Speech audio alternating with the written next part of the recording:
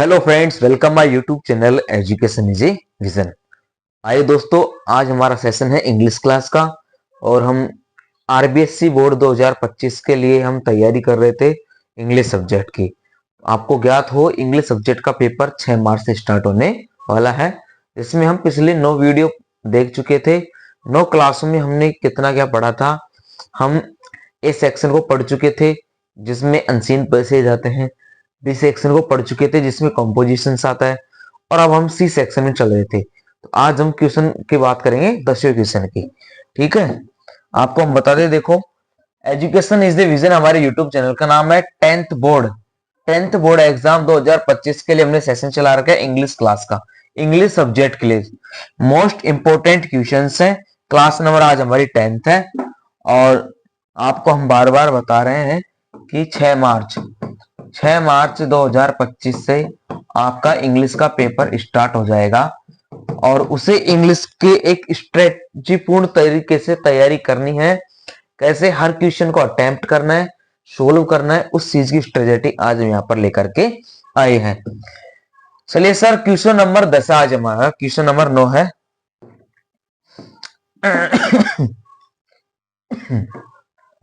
Question number 9 है voice. Voice means क्या होता है सर? वॉइस होते क्या है? वॉइस के बारे में यहाँ पर हम पढ़ेंगे। देखिए, वर्ब के उस रूप को वॉइस कहते हैं जिसमें यह स्पष्ट हो कि सब्जेक्ट कार्य कर रहा है या सब्जेक्ट गौण है तथा कार्य महत्वपूर्ण है। जैसे सब्जेक्ट के द्वारा किसी भी कार्य को करना, सब्जेक्ट का गौण रहना, गौण का मतलब एकदम निष्क्रिय या किसी कार्य का होना, कोई भी कार्य महत्वपूर्ण हो, वो चीज होती है वॉइस के अंदर। जैसे नरेंद्र राइट्स ए लेटर, तो यहाँ पर सब्जेक्ट कुछ ना कुछ कर रहा है। सब्जेक्ट कौन है? नरेंद्र। और ये क्या काम कर रहा है? एक पत्र लिखने का। नेक्स्ट है a letter is written by Narendra. अब यहाँ पर सब्जेक्ट को कुछ होता है, यानी सब्जेक्ट को क्या हो रहा है कि वो एक पत्र लिखा जा रहा है सब्जेक्ट के द्वारा, तो यहाँ पर लिखने का कार्य महत्वपूर्ण हो गया। ओके, उपरोक्त वाक्यों के अर्थ में कोई अंतर नहीं है, परंतु प्रथम वाक्य में सब्जेक्ट स्वयं कार्य करता है तथा दूसरे वाक्य में सब्जेक्ट गौण रहता है। गौण का मतलब कि सब्जेक्ट के द्वारा वो कार्य करवाया जा रहा है, मेनली इसमें क्या है? काम है। ठीक है, और यहाँ पर अब हम पढ़ेंगे वॉइस। 2 टाइप्स होते हैं हमारे वॉइस। क्या होते हैं? 2 टाइप्स, 2 प्रकार के होते हैं हमारे वॉइस। फर्स्ट होता है सर एक्टिव वॉइस। क्या होता है sir? Active voice. Active voice किसे कहते हैं? देखो, when the subject of the verb acts, जब किसी भी कार्य को कर्ता के द्वारा किया जाता है ना। The verb is said to be active voice, तब उस क्रिया को क्या कहा जाता है? एक्टिव वॉइस कहा जाता है। जब क्रिया का कर्ता स्वयं कार्य करता है, देखो, जब क्रिया का कर्ता स्वयं कोई भी कार्य को करेगा, जब क्रिया का कर्ता स्वयं कार्य करता है तो उसे एक्टिव कहते हैं। जैसे ही प्लेज क्रिकेट, वह क्रिकेट खेलता है। My mother has cooked food, मेरी माँ भोजन पकाती है। Saroj is singing a song, Saroj एक गाना गा रही है। I can lift this box, मैं इस बॉक्स को उठा सकता हूं। तो यह प्रत्येक सब्जेक्ट में प्रत्येक सेंटेंस में सब्जेक्ट के द्वारा कोई ना कोई कार्य करवाया जा रहा है। ठीक है, फिर नेक्स्ट आता है सर हमारा पैसिव वॉइस। पैसिव वॉइस क्या होता है? किसी भी कार्य को सब्जेक्ट के द्वारा करवाना, उसे पैसिव वॉइस कहते हैं। When the subject of the verb receive the action, जब किसी भी क्रिया के कर्ता को कोई कार्य मिले, उसके द्वारा कोई कार्य घटना करवाई गई हो, the verb is said to be in passive voice, तब उस क्रिया को पैसिव वॉइस में कहा जाता है।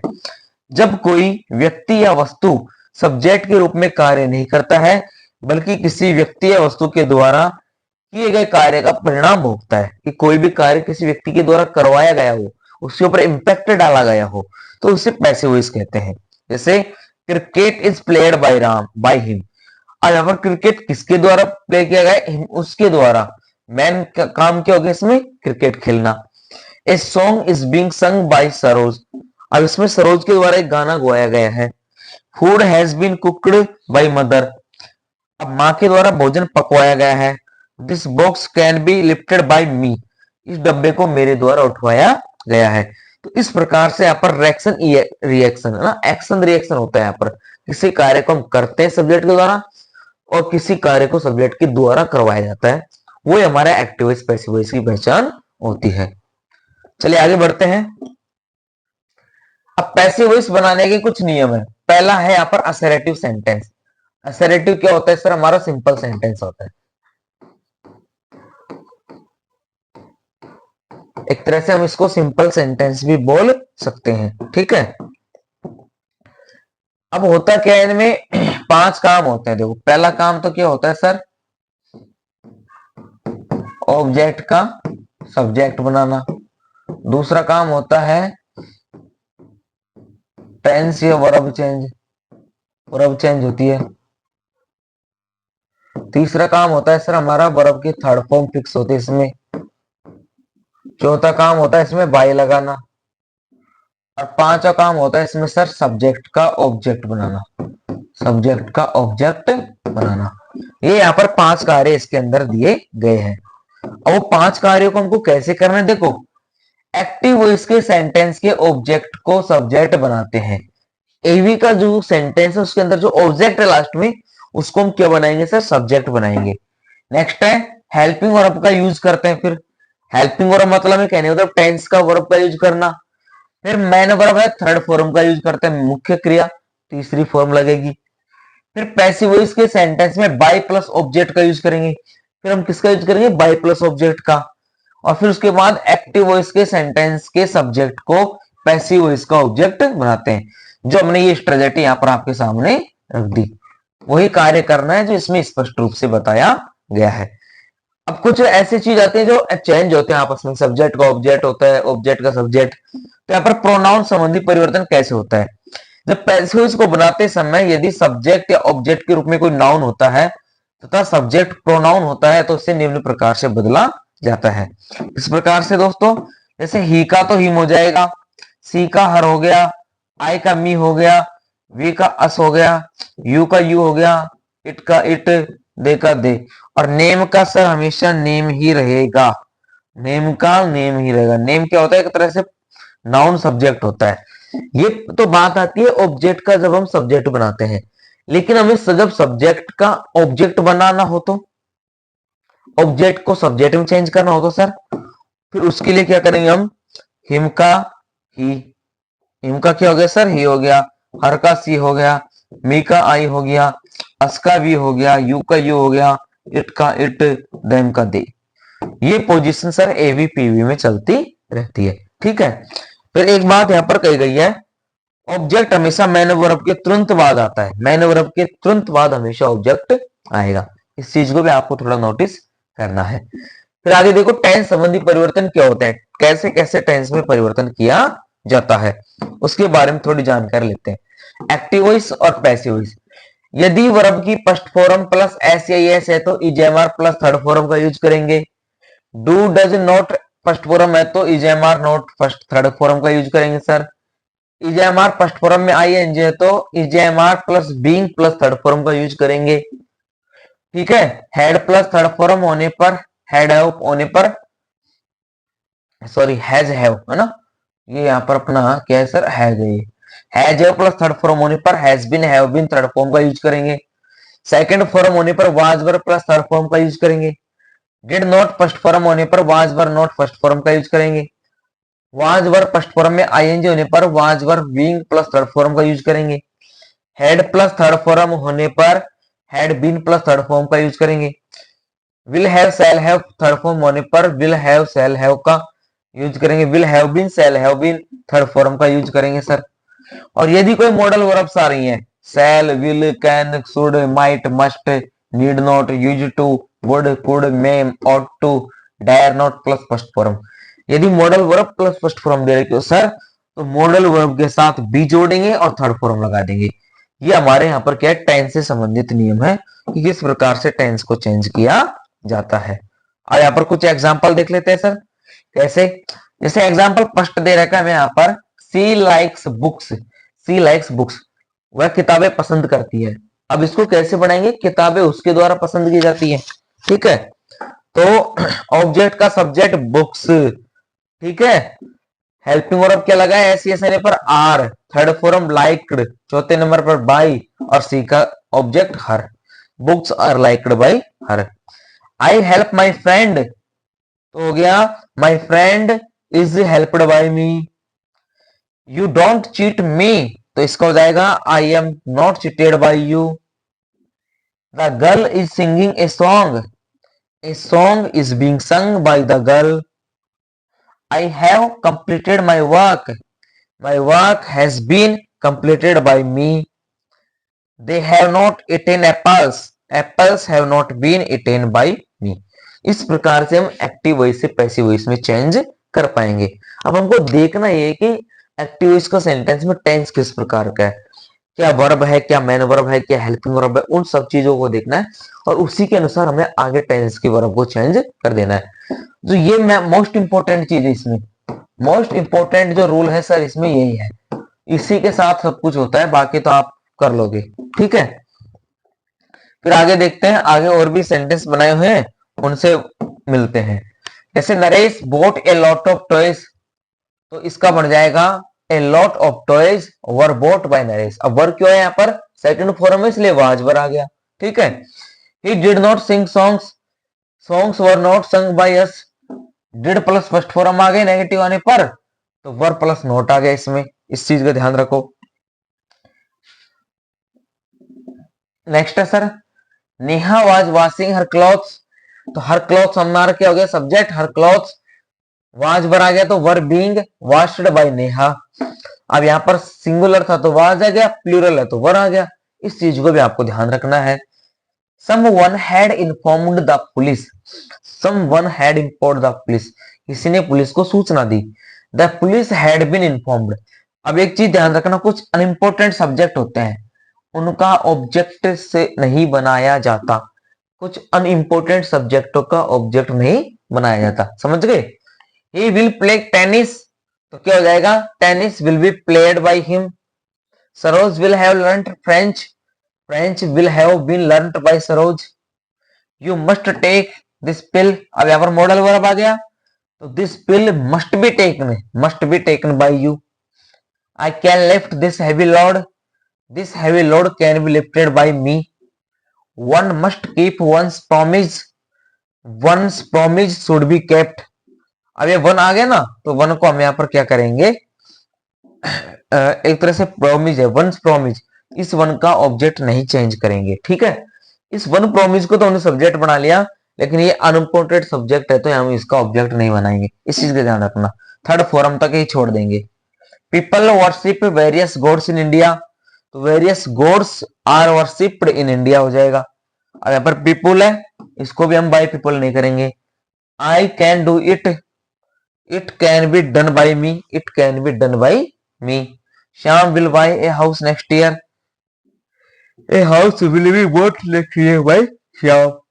ए हाउस विल बी, अब देखो यहाँ पर विल प्लस फर्स्ट फॉर्म है तो इधर विल भी आ जाएगा, वाई का third form bought next year by Shyam. ठीक है, इन चीजों का भी हमको ध्यान रखना है बारीकी से। अब बात आती है डबल ऑब्जेक्ट की। सर ये डबल ऑब्जेक्ट होता क्या है, देखो कई बार क्या होता है डबल ऑब्जेक्ट वाले वाक्यों का पैसिव वॉइस हमें कैसे बनाना है, एक ही सेंटेंस के अंदर दो दो ऑब्जेक्ट आ जाए, एक तो आ जाए डायरेक्ट ऑब्जेक्ट, एक आ जाए इनडायरेक्ट ऑब्जेक्ट, तो किसको कैसे चेंज करेंगे। देखो कुछ क्रियाओं वर्बों के दो ऑब्जेक्ट होते हैं, एक तो होता है सर इनडायरेक्ट ऑब्जेक्ट यानी सजीव, एक होता है डायरेक्ट ऑब्जेक्ट मीन्स होता है निर्जीव। ठीक है, पैसिव वॉइस में इनमें से किसी भी ऑब्जेक्ट को सब्जेक्ट बनाया जा सकता है, कोई से भी आ जाए तो सब्जेक्ट बना देंगे। अगर दोनों एक साथ आ रहे हैं फिर क्या करेंगे, देखो यदि डायरेक्ट ऑब्जेक्ट को सब्जेक्ट बनाया जाता है तो इनडायरेक्ट ऑब्जेक्ट के पहले टू लगाया जाता है। ठीक है, तो यानी यदि निर्जीव वस्तुओं को पहले हम ऑब्जेक्ट बना रहे हैं, उनको सब्जेक्ट बना रहे हैं ऑब्जेक्ट से, तो फिर क्या करना है, हमें जो इनडायरेक्ट ऑब्जेक्ट है उसके आगे हमको टू लगा देना है। जैसे अब दो तरीके से बनेगा example, my father will present me a gift, my father will present me a gift. अब इसमें सर देखो एक गिफ्ट तो हो गया हमारा डायरेक्ट ऑब्जेक्ट और मी हो गया इनडायरेक्ट ऑब्जेक्ट, अब इन दोनों को हमें बनाना है। ठीक है, तो मी के हिसाब से तो हो गया आई, आई के साथ सेल भी, ठीक है, थर्ड फॉर्म प्रेजेंटेड, फिर दूसरा आ गया हमारा a gift bye my father, ये तो गया सर हमारा इनडायरेक्ट से बनाना, इनडायरेक्ट से, इनडायरेक्ट का मतलब सजीवों से बनाना। फिर हम बनाएंगे यहां पर किससे, निर्जीव से, ऑब्जेक्ट डायरेक्ट। तो a gift will be presented to me. अब यहां पर क्या करते हैं, फिर दूसरा जो हमारा डायरेक्ट इनडायरेक्ट ऑब्जेक्ट है उसको टू प्लस फर्स्ट फॉर्म लिख देते हैं। देखो टू द्वारा यहां पर लगाया जाता है, बाय माय फादर, ये हो गया डायरेक्ट ऑब्जेक्ट से। नेक्स्ट एग्जांपल है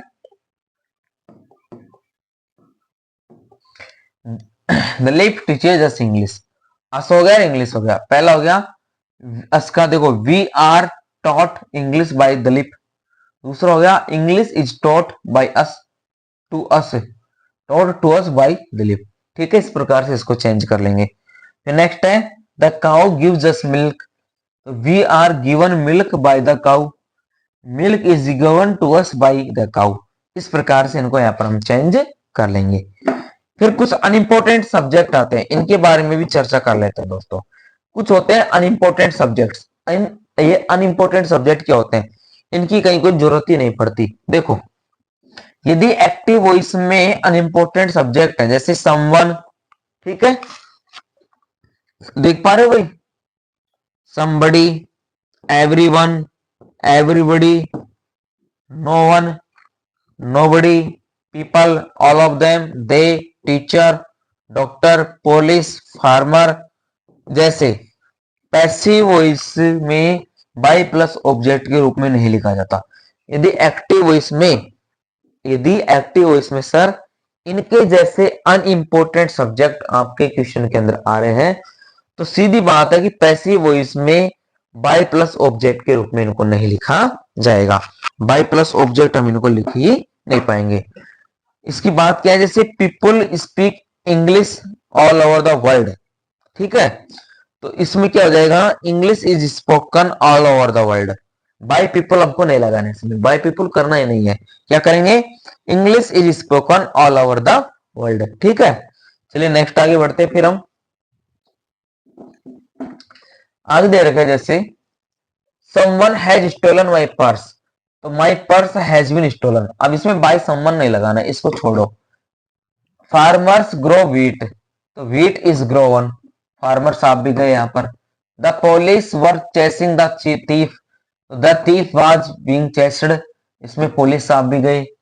they make many things of plastic, तो क्या हो जाएगा, many things are made of plastic, इसमें देश आप भी गए। तो ये क्या हमारे अनइंपोर्टेंट सब्जेक्ट है, और इन अनइंपोर्टेंट सब्जेक्ट को हम बाय प्लस ऑब्जेक्ट नहीं लिखते।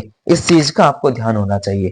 ठीक है, फिर चलो आगे देखते हैं इसमें आगे क्या कर रखा है। देखो अब इसमें नोट दे रखा है, नोबडी अथवा नो वन को छोड़ने पर पैसिव इसको नकारात्मक बनाते हैं। यदि आप नोबडी और नो वन को छोड़ोगे तो एक नेगेटिव का इंपैक्ट छोड़ के जाएगा। जैसे nobody can mend this broken table, this broken table can not be mended. भाई नोबडी तो होगा ही नहीं। No one will support you, you will not be supported, you will not be supported. By no one भी नहीं लगाएंगे।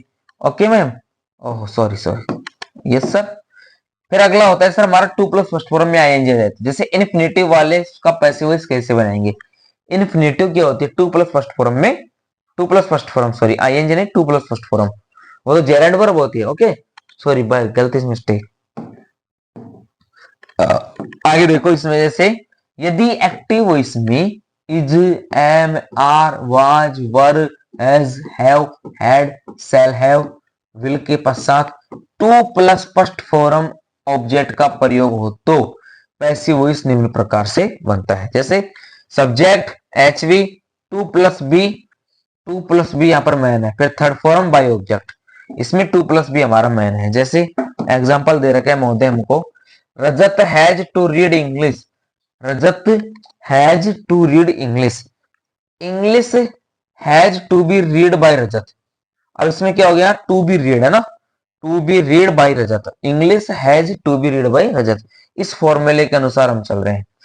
आई have to finish my work in an hour, to finish, okay, to finish. देखो my work has to be finished, to be finished by me in an our.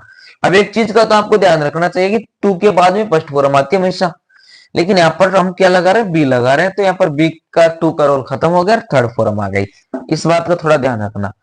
I am to help him, I am to help him, he is to be helped by me, he is to be helped by me, we had to admit him to hospital, him to hospital, ठीक है।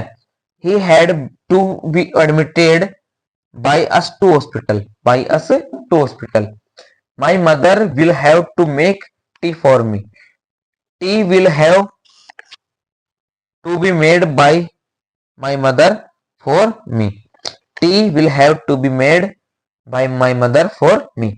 इस प्रकार से इन सेंटेंसों को हम यहां पर तैयार कर पाएंगे, ठीक है। चलिए आगे देखते हैं।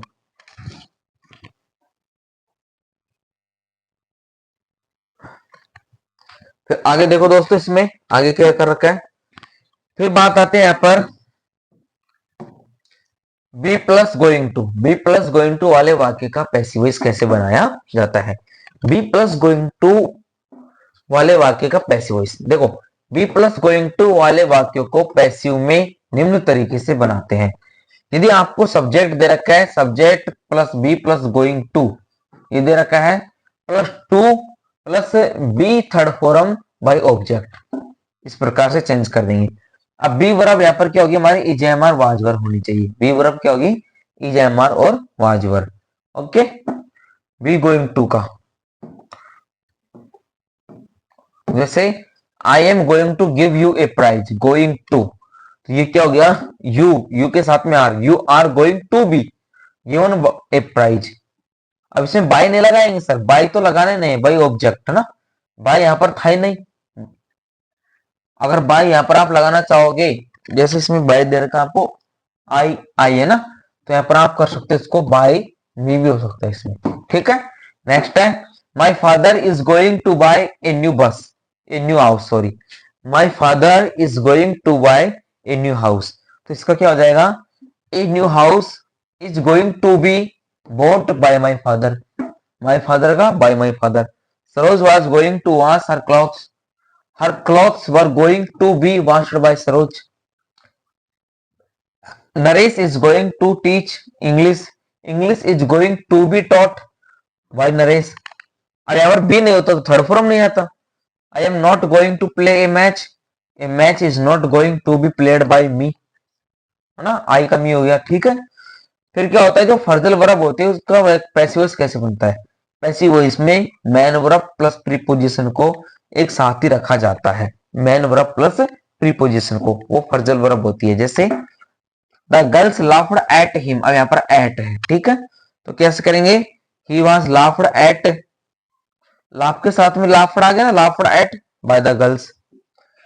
कमल arrived at the conclusion, the conclusion was arrived at by Kamal. तो जो प्रीपोजिशन होते हैं वो मैन वर्ब के साथ में ही चलते हैं, इस चीज को आपको थोड़ा गौर करना होगा, ठीक है। फिर और है आगे, we must listen to our parents, तो इसका बन जाएगा और parents must be listened to, listened to, listen to है तो यहाँ पर लिसनड टू हो गया। Okay, to plus first form वाला रोल में समझ लेना। यहाँ पर Ram has given up the bad company, तो the bad company has been given up by Ram.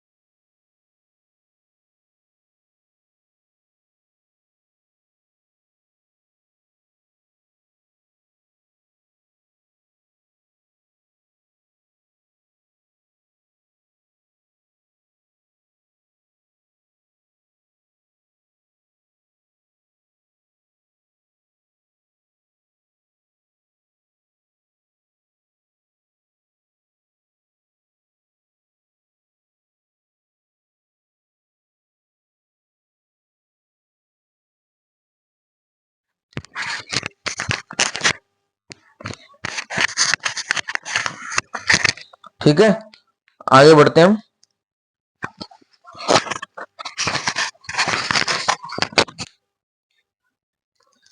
देखिए, अब आता है सर हमारा तीसरे नंबर पर इंटेरोगेटिव सेंटेंस। इस इंटेरोगेटिव सेंटेंस को हमें कैसे और किस प्रकार चेंज करना है, इसके बारे में हमें पूरी जानकारी रखनी होगी कि किस प्रकार इसको चेंज किया जाएगा। ठीक है, देखिए, अब इंटेरोगेटिव सेंटेंस होता क्या है? इंटेरोगेटिव का मतलब होता है सर प्रश्नवाचक। क्या होता है? प्रश्नवाचक। अब बात आती है प्रश्नवाचक होता क्या है। प्रश्न दो तरीके से किए जाते हैं, उस चीज वह चीज आपके लिए इंपॉर्टेंट है। इंटरोगेटिव सेंटेंस में दो प्रकार होते हैं। कैसे? पहला तो होता है हमारा हेल्पिंग वर्ब से शुरू होने वाले वाक्य। ठीक है, कि हेल्पिंग वर्ब से वाक्य कैसे शुरू होंगे? ऐसे वाक्य को पैसिव में बदलते समय एचवी से ही शुरू करते हैं। एक्टिव है, HV plus subject MV object. तो पैसिव इसमें भी कैसे करेंगे? HV object main verb third form by plus subject. इस प्रकार से चेंज कर लेंगे। जैसे यहाँ पर कुछ एग्जांपल दिए गए हैं, उनको समझते हैं। Have you done your homework?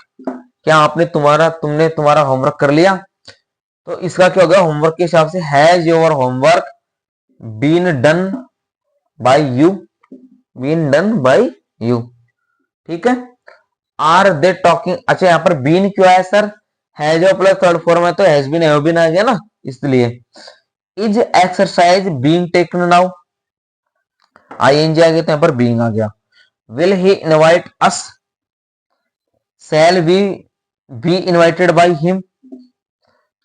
Did Hemchand reward Tanisha? Was Tanisha rewarded by Hemchand? और यहाँ पर सेकंड फॉर्म है सर हमारा, सॉरी डिड आ गया तो डिड के हिसाब से वाज आ गया। Okay, should the doctor examine Tanisha? Should Tanisha B examined? The doctor यहाँ पर अनइंपोर्टेंट सब्जेक्ट है, इसलिए बाय डॉक्टर नहीं किया गया। उस चीज को ध्यान रखना। फिर बात आती है सर डब्ल्यू एच वर्ड से शुरू होने वाले वाक्य, कि डब्ल्यू एच वर्ड से शुरू होते हैं तो उनको हम क्या करते हैं। ठीक है, देखो डब्ल्यू एच वर्ड क्या क्या होते हैं उनसे। पहली चीज तो होती है दोस्तों, अगर वो और वोम को छोड़ करके, वो और वोम को छोड़ करके शेष प्रश्नवाचक शब्द जैसे why, when, where, how, which, what, etc, इतने जितने भी सारे हैं, उनकी जो पैसिव वॉइस होती है उनको जो का त्यों लिख देते हैं। शेष परिवर्तन हेल्पिंग वर्ब से शुरू होने वाले वाक्य के तरह होते हैं। पैटर्न क्या है एक्टिव में? W H word, helping verb, subject, main verb, object. W H word, helping verb, object, main verb, third form है ना बाय सब्जेक्ट। जैसे when will you published a new book? तो क्या हो जाएगा? When will a new book be published by you? ठीक है, why are you laughing at Saroj? ये सरोज नाम खूब है साहब, इसमें क्या चक्कर है? Why was Saroj being laughed at by you? समझ रहे हो ना, प्रीपोजिशन मैन वर्ब के साथ आएगा। वाज वर आ रहा है तो सर यहाँ पर वाज वर बीइंग आ जाएगा। Okay, what did you play in the evening? What was played by you in the evening? How does she sing a song? How a song is a song sung by her? समझ रहे हो इसमें? Where did you post the letter? Where was the letter posted by you? Which fruit do you like? Which fruit is liked by you? What are you doing? What is being done by you? ये क्या होता है? हमारे जो W H word है उनके द्वारा passive बनाई जाती है। फॉर्मूला दोबारा देख लो सर, यहाँ पर फॉर्मूला सीधा दे रखा है। एक्टिव वॉइस में आएगा W H word, helping verb, subject, main verb, first form आ जाएगी और ऑब्जेक्ट आ जाएगा। अब उसको चेंज कैसे करना है महोदय, उस चीज को समझो। डब्ल्यू एच वर्ड तो रहेगा ही रहेगा हमारा, ठीक है, डब्ल्यू एच वर्ड रहेगा, फिर हेल्पिंग वर्ब आ जाएगी, उसी के हिसाब से हमारा ऑब्जेक्ट आ जाएगा, फिर थर्ड फॉर्म और फिर ये सब्जेक्ट आ जाएगा बाई प्लस। उस चीज को आपको फोकस करना है। ठीक है, नेक्स्ट हमारा what pleased her? What was she pleased by? अब बात आती है सर यहाँ पर कुछ अलग की। यदि वो से शुरू होने वाले वाक्य को उनको वूम में बदल लेते हैं। जैसे पैटर्न है by whom, H V, subject, M V third. वो से यदि वाक्य स्टार्ट हो रहा है तो सर उसको बाय वूम में चेंज कर देंगे। ठीक है, वो called me? by whom was I called, who can teach you, by whom can you be taught, who wrote the application, by whom was the application written, who will help Bindu in her difficulty, by whom will Bindu be helped in her difficulty। इस प्रकार से यहाँ पर इनको change कर लिया जाएगा। और यदि आपको whom से शुरू कर रखा है, whom से शुरू होने वाले वाक्य को whom में चेंज कर देते हैं, whom में बदल देते हैं। देखो वो प्लस वहां पर by whom था, यहाँ पर whom को किसमें चेंज कर देंगे, whom में। वो helping verb method by object, ठीक है, बाय प्लस ऑब्जेक्ट हो जाएगा। जैसे whom do you like, whom do you like, तो who is liked by you, whom did Sanju suggest, who was suggested by Sanju, whom did you write a letter, who was written by you a letter, whom has she invited in the party, who has been invited by her in the party। इस प्रकार से who और whom वाले सेंटेंसों को भी हम यहाँ पर चेंज कर पाएंगे, ठीक है। फिर आगे देखते हैं। अब इसके यहाँ कुछ एक्सरसाइज दे रखे दोस्तों, आप इन क्वेश्चनों को अच्छे से देख लो, इनके आंसर शीट भी दे रखी है। जैसे पहला क्वेश्चन है the students is studying the course, है ना, तो क्या हो जाएगा द कोर्स, ठीक है, the course is being stared by the students, या स्टेयर्ड हो जाएगा, द स्टूडेंट्स लगाएंगे नहीं लगाएंगे, अनइम्पोर्टेंट सब्जेक्ट है उस तरीके से। Father baked the cookies on the weekend, have you compared your assignment, she has mastered the subject of design, Kitty ate the mouse yesterday, she opened the door, Salu is washing the utensil, tensile बोलते हैं इनको ना, tensile, tensile. Divya is buying a new phone, Diya is planning the party, everyone likes sweets, Veena threw the jacket, Ram had taken the books, I did not scold her, the cops caught the thief। आगे इस प्रकार से बहुत सारे sentence दे रखे हैं, आप video में आराम से इनको देख सकते हो। और ये देखो पूरे यहाँ पर 50 सेंटेंस है दोस्तों, 50। अब इनके आंसर भी दे रखे हैं, जैसे आगे ना the course is being studied by student, the cookies were baked on the weekend bye father. इस प्रकार से प्रत्येक सेंटेंस का एग्जाम्पल है और उनके यहाँ पर आंसर भी आपको मेंशन किए गए हैं, ठीक है। इस प्रकार से पूरे आंसर आपको यहाँ पर दिए गए हैं, आप वीडियो में आराम से देख सकते हो, चेक कर सकते हो। तो आज जो दोस्तों हमारा क्वेश्चन नंबर 9 की हमने वीडियो बनाई थी, क्लास नंबर 10 हमारी, और भी बची हुई जो पैटर्न के अनुसार जो पेपर चल रहा है अपना, आज हम क्वेश्चन नंबर 9 पर पहुंचे। 20 क्वेश्चन आते हैं, तो जो बचे सारे क्वेश्चन है हम उनको जरूर पुटअप करेंगे, सेक्शन वाइज हम हर क्वेश्चन का यहाँ पर जवाब देंगे। तो आपको बने रहना है हमारे चैनल एजुकेशन इज विजन के साथ। वीडियो अच्छी लगे तो अपने दोस्तों में शेयर कर देना और चैनल को सब्सक्राइब कर देना। धन्यवाद।